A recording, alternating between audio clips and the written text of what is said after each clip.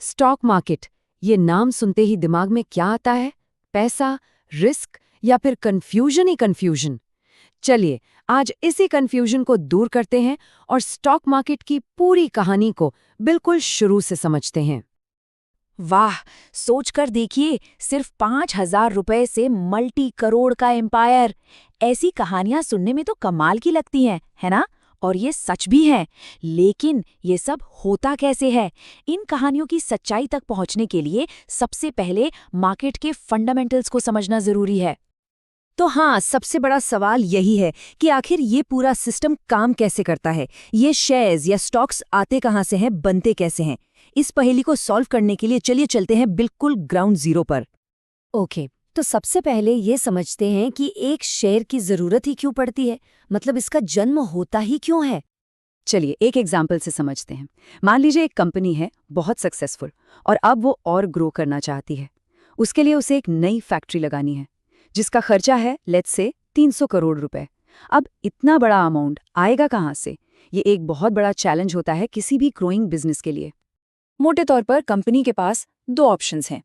पहला, बैंक से लोन ले लो, लेकिन उसमें दिक्कत यह है कि कुछ गिरवी रखना पड़ेगा और उस पर भारी भरकम ब्याज भी चुकाना पड़ेगा। दूसरा ऑप्शन थोड़ा अलग है, वो है अपनी ही कंपनी की थोड़ी सी हिस्सेदारी आम लोगों को बेच देना। दोनों ही रास्तों के अपने अपने प्रोज एंड कॉन्स हैं। तो कंपनी सोचती है कि लोन के चक्कर से बचना ही बेहतर है और वो दूसरा रास्ता चुनती है। वो पहली बार पब्लिक के पास आती है, बेसिकली ये कहते हुए कि आइए हमारी कंपनी में हिस्सेदार बन जाइए। बस इसी प्रोसेस को कहते हैं इनिशियल पब्लिक ऑफरिंग, या जिसे हम सब जानते हैं आईपीओ। तो हमारे एग्जाम्पल में कंपनी को कितने पैसे चाहिए थे? 300 करोड़। तो बस कंपनी ने डिसाइड किया कि वो अपनी कंपनी का ठीक 300 करोड़ रुपए का हिस्सा पब्लिक को बेचेगी। लेकिन एक मिनट, 300 करोड़ की हिस्सेदारी एक साथ कौन खरीदेगा? आम लोग तो नहीं खरीद सकते ना, है ना? तो इसको अफोर्डेबल बनाने के लिए इस 300 करोड़ के बड़े से केक को करोड़ों छोटे छोटे बराबर हिस्सों में काट दिया जाता है और इन्हीं छोटे छोटे टुकड़ों को कहते हैं शेयर्स। तो अब एक शेयर की कीमत कैसे निकलेगी? सिंपल मैथ है। टोटल 300 करोड़ रुपए रेस करने हैं और उसके लिए 10 करोड़ शेयर्स बनाए गए। तो 300 करोड़ डिवाइडेड बाय 10 करोड़ कितना हुआ? 30 रुपए। यानी एक शेयर की कीमत हुई 30 रुपए। ठीक है, तो अब शेयर्स बन गए, आईपीओ आया और लोगों ने शेयर्स खरीद भी लिए। कंपनी को अपने 300 करोड़ मिल गए, कहानी खत्म? नहीं, बिल्कुल नहीं। असली कहानी तो अब शुरू होती है, एक नई प्रॉब्लम के साथ। आप सोचिए, किसी इन्वेस्टर ने आईपीओ में शेयर्स खरीद लिए। महीने भर बाद उसे पैसों की जरूरत पड़ गई।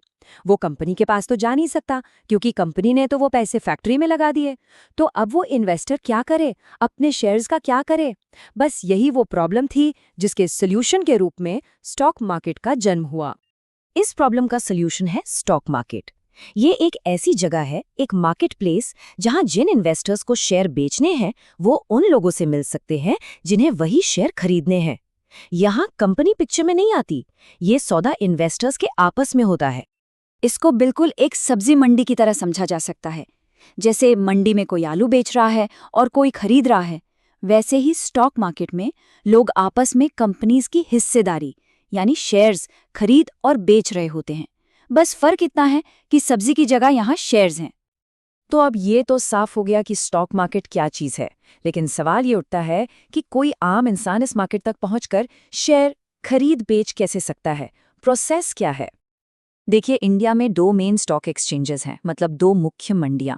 एक है नेशनल स्टॉक एक्सचेंज यानी एनएसई, जो सबसे बड़ा है, और दूसरा है बॉम्बे स्टॉक एक्सचेंज यानी बीएसई, जो सबसे पुराना है। सारी की सारी ऑफिशियल ट्रेडिंग इन्हीं दो जगहों पर होती है। लेकिन कोई भी आम इन्वेस्टर सीधे एनएसई या बीएसई के ऑफिस जाकर शेयर नहीं खरीद सकता। जरा सोचिए, अगर रोज करोड़ों लोग सीधे एक्सचेंज को फोन करने लगें तो क्या हाल होगा? सिस्टम ही कोलैप्स हो जाएगा। इसीलिए प्रोसेस को स्मूथ बनाने के लिए एक लाइसेंस्ड मिडलमैन के जरिए जाना पड़ता है, और इस मिडलमैन को कहते हैं ब्रोकर। आजकल डिजिटल वर्ल्ड में ये प्रोसेस बहुत ही आसान हो गया है। स्टेप्स बिल्कुल सिंपल हैं। सबसे पहले एक ब्रोकर के पास डीमैट अकाउंट खुलवाना पड़ता है। ये बिल्कुल बैंक अकाउंट जैसा होता है, बस फर्क इतना है कि इसमें पैसे नहीं, शेयर्स रखे जाते हैं। अकाउंट खुलने के बाद ब्रोकर के ऐप या वेबसाइट पर जाके जो भी स्टॉक खरीदना या बेचना है उसे सिलेक्ट करके ऑर्डर प्लेस कर दिया जाता है। बस बाकी का सारा काम ब्रोकर खुद ही एक्सचेंज तक पहुंचा देता है। अच्छा, अब सोचिए, मार्केट में तो हजारों कंपनीज लिस्ट हैं, रोज उनके शेयर्स ऊपर नीचे हो रहे हैं। ऐसे में ये कैसे पता चलेगा कि आज ओवरऑल मार्केट का मूड कैसा है? मार्केट आखिर ऊपर जा रहा है या नीचे? ये तो वही बात हुई कि पूरे समुंदर का हाल एक बूंद से कैसे पता करें। इसी काम के लिए बनाया गया है मार्केट इंडेक्स। इंडेक्स को मार्केट का एक स्कोरबोर्ड या थर्मोमीटर समझा जा सकता है। ये हजारों कंपनीज को ट्रैक करने की बजाय सिर्फ मार्केट की कुछ टॉप और सबसे इंपॉर्टेंट कंपनीज को ट्रैक करता है और उनके परफॉर्मेंस के बेसिस पर मार्केट का एक क्विक स्नैपशॉट दे देता है कि मार्केट का रुख किस तरफ है। इंडिया में 2 सबसे पॉपुलर इंडेक्स हैं। पहला है निफ्टी 50, जो NSE पर लिस्टेड टॉप 50 कंपनीज की परफॉर्मेंस को नापता है। दूसरा है सेंसेक्स, जो BSE की टॉप 30 कंपनीज को ट्रैक करता है। तो जब न्यूज़ में सुनने को मिलता है कि आज निफ्टी ऊपर गया, तो इसका सीधा सा मतलब है कि वो टॉप 50 कंपनीज ने एवरेज पर अच्छा परफॉर्म किया है और मार्केट का जनरल सेंटिमेंट पॉजिटिव है। तो चलिए, अब बेसिक्स तो क्लियर हो गए, अब थोड़ी मार्केट की लैंग्वेज भी सीख लेते हैं। कुछ ऐसे जरूरी शब्द जो रोज न्यूज़ में और बिजनेस चैनल्स पर सुनने को मिलते हैं। बुल मार्केट और बेयर मार्केट, ये शब्द तो जरूर सुनने में आते हैं। इनके पीछे की एनालॉजी बड़ी इंटरेस्टिंग है, जो इन जानवरों के अटैक करने के स्टाइल से आती है। जब मार्केट तेजी से ऊपर जा रहा होता है तो उसे बुलिश कहते हैं, क्योंकि एक बुल यानी सांड हमेशा अपने सींग ऊपर की तरफ उछालकर अटैक करता है। उसी तरह जब मार्केट नीचे गिर रहा होता है तो उसे बेरिश कहते हैं, क्योंकि एक बेर यानी भालू अपने पंजे नीचे की तरफ मारकर वार करता है। और तीसरा होता है साइडवेज मार्केट, जब मार्केट ना ऊपर जा रहा होता है ना नीचे, बस एक रेंज में घूमता रहता है। तो चलिए एक क्विक रीकैप करते हैं। पूरा stock market in 4 building blocks पर खड़ा है।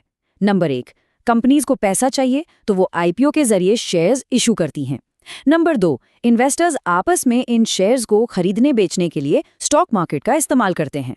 नंबर 3, मार्केट तक पहुंचने के लिए ब्रोकर और डीमैट अकाउंट की जरूरत होती है। और नंबर 4, मार्केट का हालचाल बताने के लिए निफ्टी और सेंसेक्स जैसे इंडेक्स होते हैं। सिंपल। तो अब जब मार्केट की पूरी मशीनरी समझ आ गई है कि ये काम कैसे करती है, तो अब अगला और सबसे इम्पोर्टेंट सवाल आता है, इस नॉलेज का करना क्या है? क्या लंबी अवधि के लिए एक इन्वेस्टर बनना चाहिए या फिर शॉर्ट टर्म में ट्रेडिंग करनी चाहिए? यहाँ से एक बिल्कुल नई दुनिया शुरू होती है, जिसके रास्ते अलग अलग हैं, और कौन सा रास्ता चुनना है, ये फैसला हर किसी का अपना होता है।